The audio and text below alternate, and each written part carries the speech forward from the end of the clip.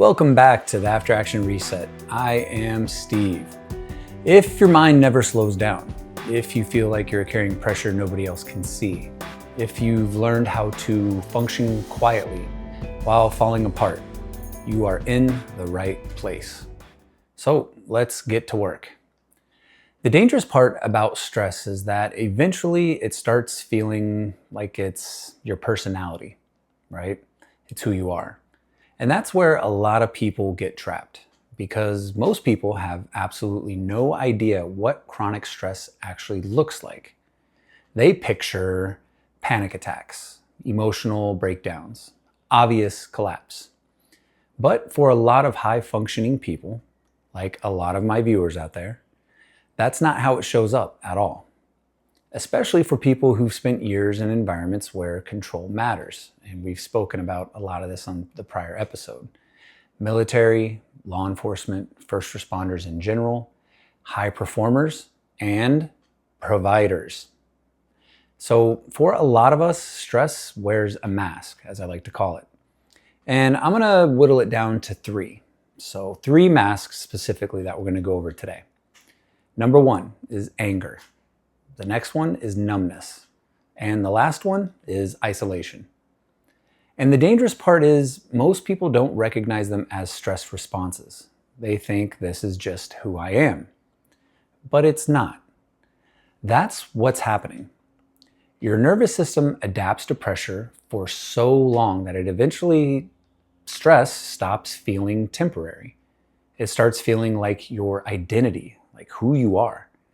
And once that happens, you stop questioning it. You stop trying to fix it. You start building your life around it. And that's where anger starts. And when I say anger, I don't necessarily mean screaming or losing your mind. Sometimes it looks like that, but most of the time it looks controlled. Sharp, irritated, short patience, or a short fuse. That constant feeling like everything and everyone around you is slowing down. And here's what people don't actually understand about that. When your nervous system stays activated for too long, your tolerance actually drops.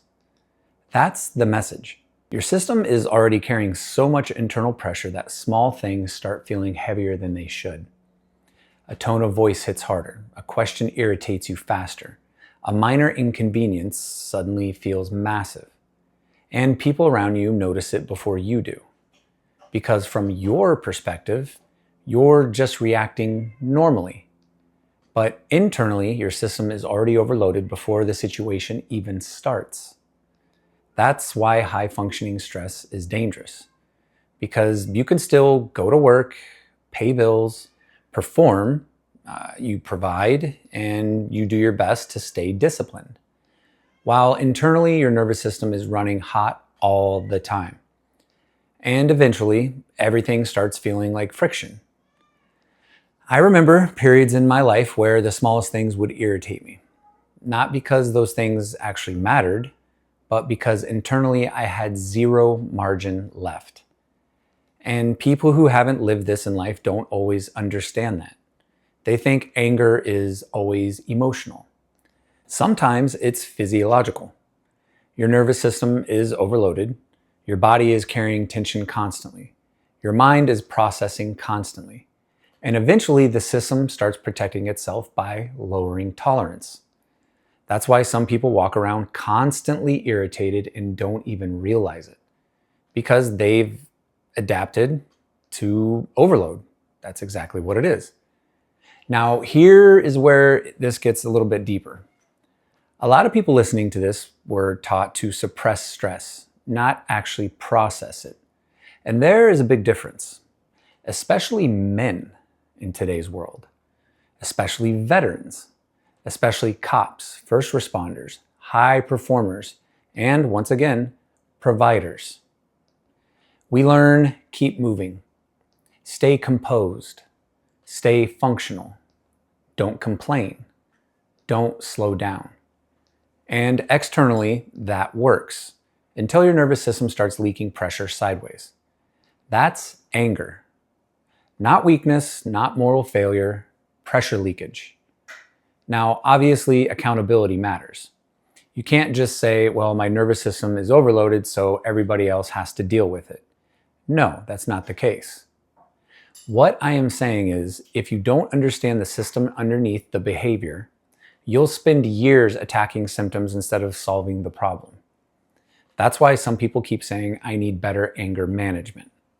But what they actually need is nervous system regulation. Because if your baseline tension stays high enough, you'll keep reacting from overload no matter how hard you try to suppress it. And suppression is not regulation. That's important. Suppressing means holding it in. Regulation means bringing the system down. Completely different things. A lot of high-functioning people become masters at suppression, such as myself, for many, many years. You keep the mask on, you stay composed, and we even keep functioning. Meanwhile, internally, the pressure keeps building. And eventually, it starts affecting your marriage, your patience, your parenting, your sleep, health, relationships. Because stress never stays contained. It spreads. That's the part that people miss. And eventually, people around you stop feeling emotionally safe around you. Not because you're a bad person, but because your nervous system has become unpredictable. Even if you're not explosive, which I never really was. Even if you're not yelling, which I never really did. People can still feel tension, especially your family. Kids feel it immediately. Your wife feels it immediately, or significant other. The emotional atmosphere around you actually changes. And that's when people start pulling away emotionally without fully understanding why. Not because they stopped loving you, but because your system is broadcasting pressure constantly. And again, most people living like this don't even realize they're doing it. Because after enough years, the stress response feels normal. Now, here's the dangerous belief. This is just how I am. I spoke about this in the first episode. That belief traps people for decades, as it often did me for many, many years, like I said. Because once you label a stress adaptation as personality, you stop trying to change it. But it's not personality. It's conditioning. That's the message. And if conditioning created it, then conditioning can return it back to normalcy. That's the fix. That's how we get it done. Not pretending stress doesn't exist, not suppressing harder, not just trying to calm down. The fix is learning how to regulate your nervous system before overload becomes your permanent baseline. And that starts with awareness. You have to start noticing tension, irritability, overstimulation, emotional pressure, internal activation before the reaction happens. Because awareness creates space, as we spoke about earlier. And space creates control or gives you that cushion. That's where the reset actually begins. Not perfection, not becoming emotionless, not becoming soft. Control, real control. The kind that comes from understanding your system instead of fighting yourself all day. And that's what we're going to keep breaking down. Because anger is only the first mask of many that I'm going to talk about. And honestly, the next one is even more dangerous. So the second mask of stress is numbness. And honestly, this one is more dangerous than anger because most people don't even recognize that it's happening to them. Anger at least gets your attention. Numbness doesn't. Numbness is quiet, functional, high performing. You still go to work, you still pay bills, you still handle responsibilities from the outside. You look completely fine, but internally, everything starts flattening out. That's what's happening. Your nervous system has been overloaded for so long that eventually it starts shutting emotion down to conserve energy and survive pressure. And most people don't describe it correctly. They'll say things like, I'm just tired. I don't care like I used to. I feel disconnected. I don't even know who I am anymore. How many of you out there can relate? What they're actually describing is nervous system shutdown. Not weakness, not laziness, not failure, shutdown. And this happens because your system was never designed to stay activated forever. At some point, the brain starts protecting itself. And one of the ways it protects itself is by reducing emotional intensity. Because feeling everything at full volume while carrying chronic stress becomes too expensive neurologically. So eventually, your system turns the volume down on everything. Joy, excitement, connection, emotion, even love sometimes. And that's the part people feel ashamed admitting, especially parents, especially husbands, especially people who genuinely love their families deeply, moms, dads, siblings.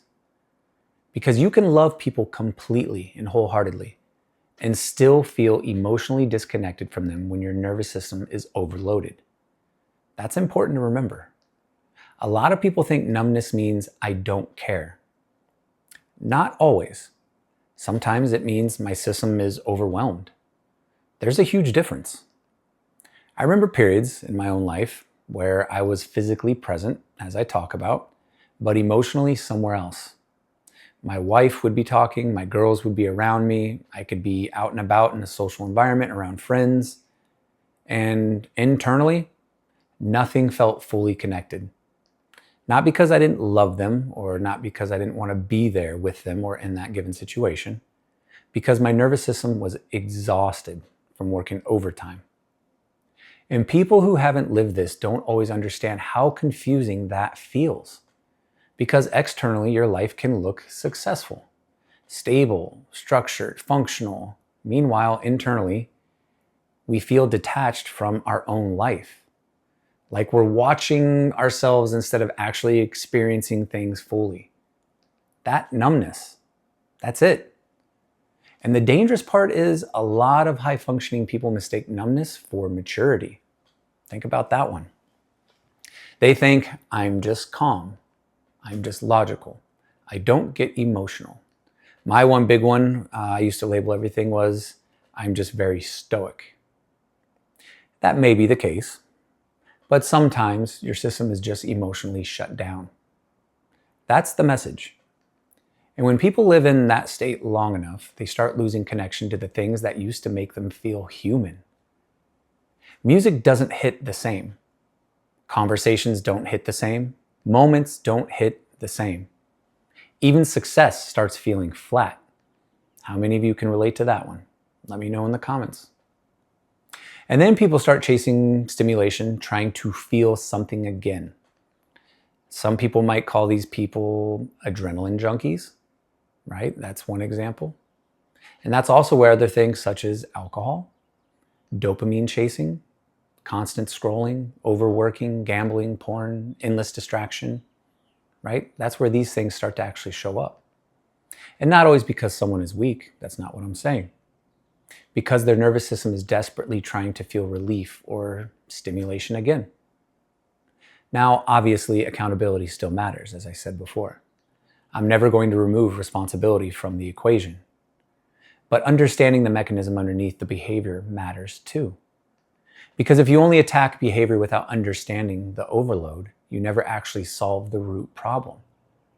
And this is where a lot of people get stuck, unfortunately.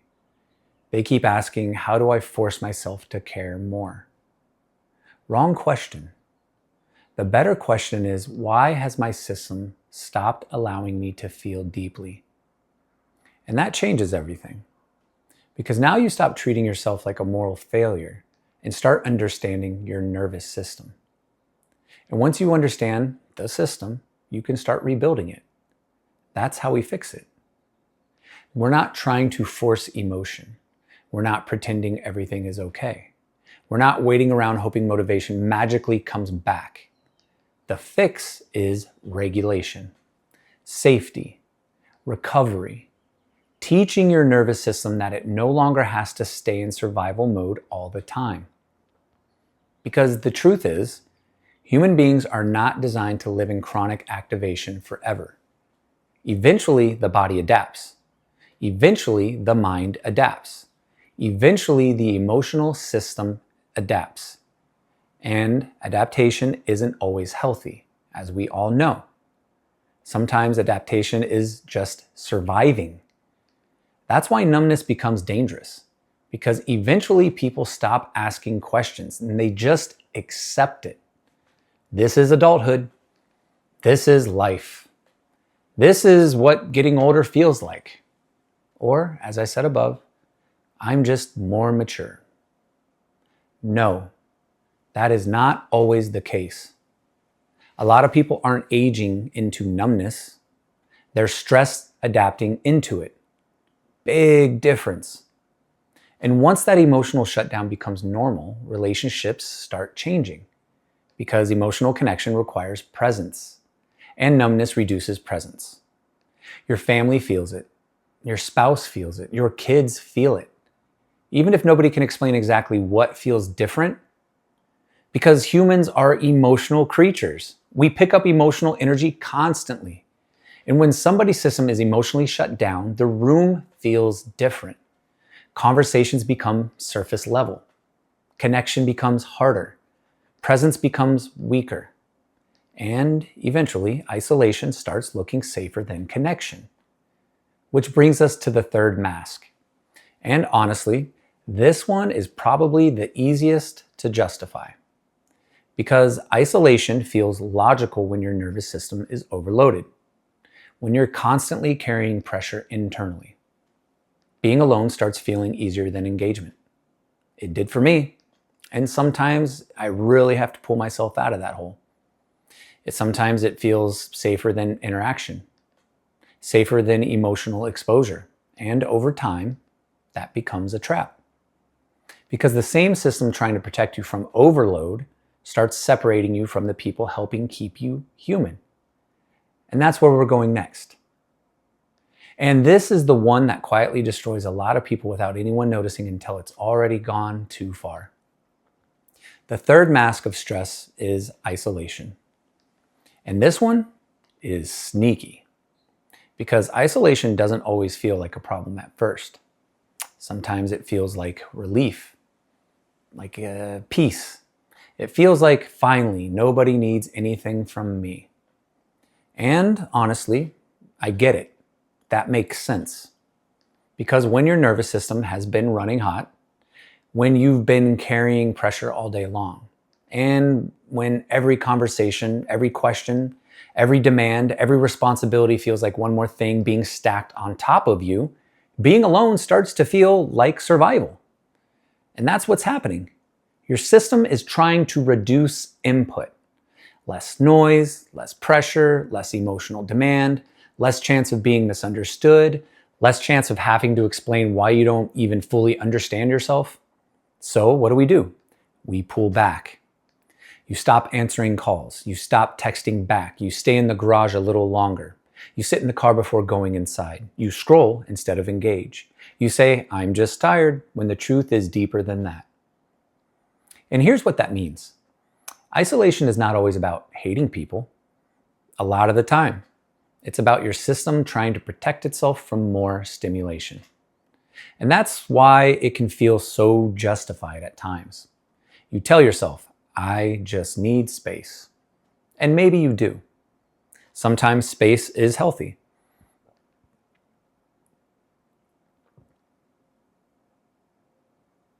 Sometimes and disappearing because connection feels like too much. That difference matters because one leads to recovery, the other leads to distance. And distance, if you let it keep growing, becomes disconnection. That's where isolation gets dangerous because at first it feels like control. You don't have to explain yourself. You don't have to manage anyone's emotions. You don't have to be vulnerable. You don't have to admit you're not okay. You can just be alone. And for a while, that feels easier. But easier is not always healthier. Sometimes easier is just avoidance, wearing a clean shirt and pretending it has its life all together. And listen, I get it.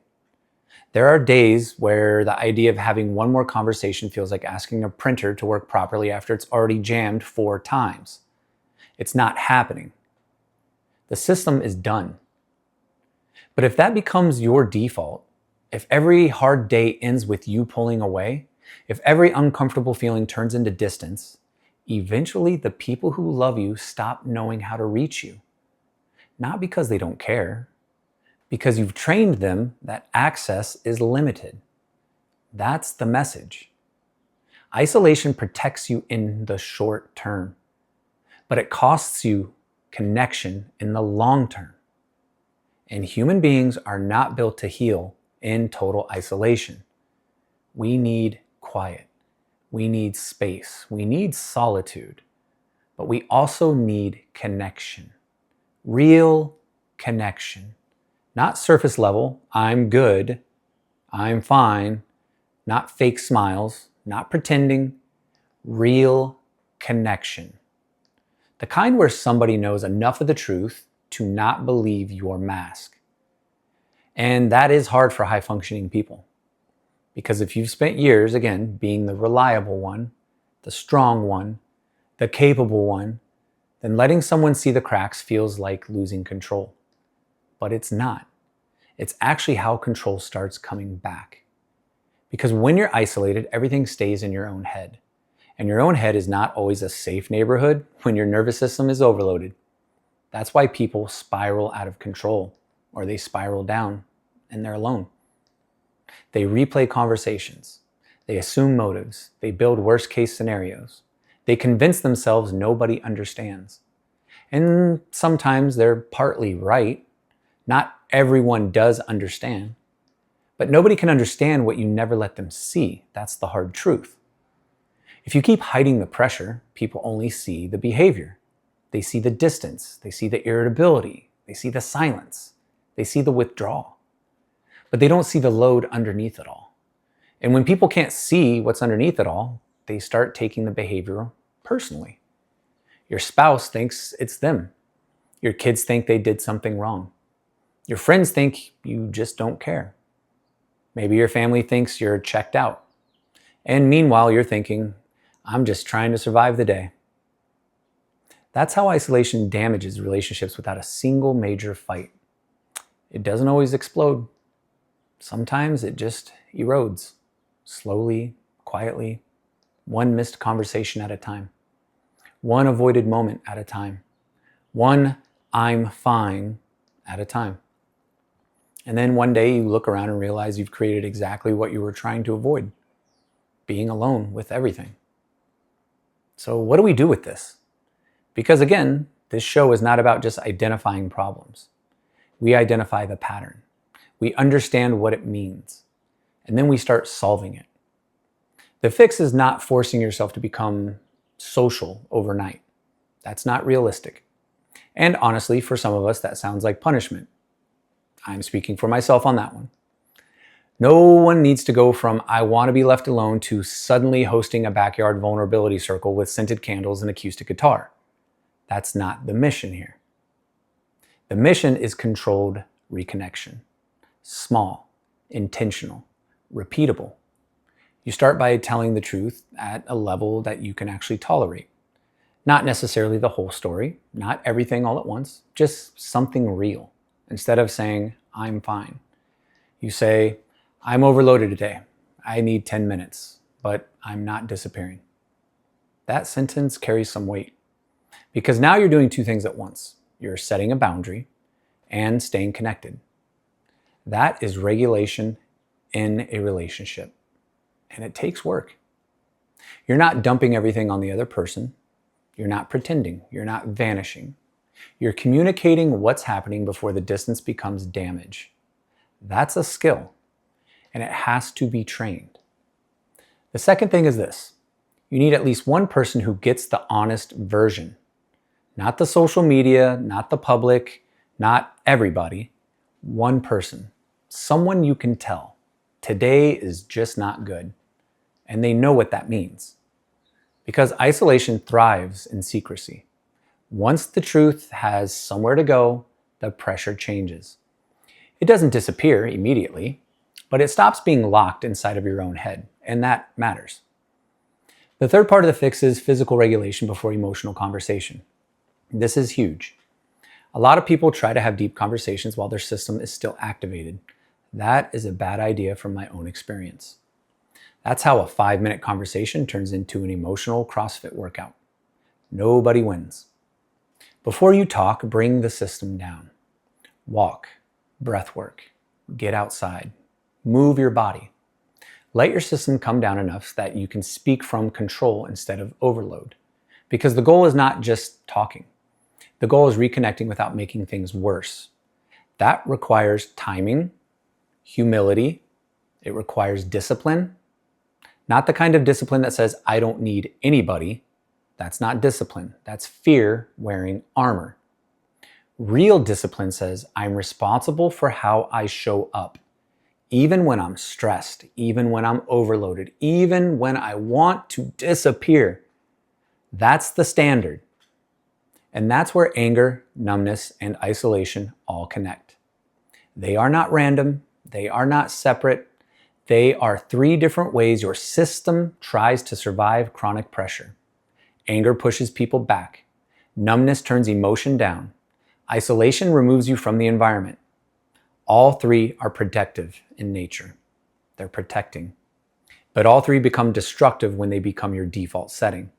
That's the big picture. These masks were never the enemy. They were signals. Signals that your system is overloaded. Signals that your baseline is too high.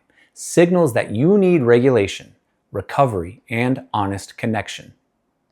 So the question is not, what's wrong with me? The question is, what mask do I put on when I'm overwhelmed? Do I get sharp? Do I go numb?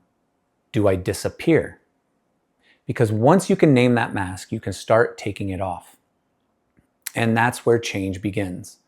Not with shame, not with pretending, not with some motivational speech about grinding harder. With awareness, with regulation, with small, honest choices repeated over time. That is the reset, and that is the work. So here's your challenge this week. Pay attention. When stress hits, watch what mask shows up first. Anger, numbness, isolation. Don't judge it. I want you to try and identify it. Then ask, what does my system need right now? Not what does my ego want, not what does my pride want, not what does my habit want. What does my system need? Maybe it needs movement. Maybe it needs quiet. Maybe it needs sleep. Maybe it needs a hard conversation. Maybe it needs to not drink. Maybe it needs to tell somebody the truth. That's where control starts. One honest observation, one better response, one reset at a time. And listen, if this hit you, don't just nod your head and move on. Do something with it. Follow the After Action Reset. I have TikTok, Instagram, and I have YouTube.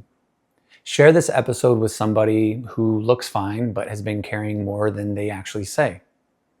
And if you recognize yourself in anger, numbness, or isolation, good for identifying it. That means you're seeing the pattern. And once you see the pattern, you don't have to keep living under it. You can reset. And we're going to keep doing that here on all my platforms, including my Spotify podcasts and my Apple podcasts. We're going to keep doing it, one piece at a time. Take care, and I'll see you on the next one.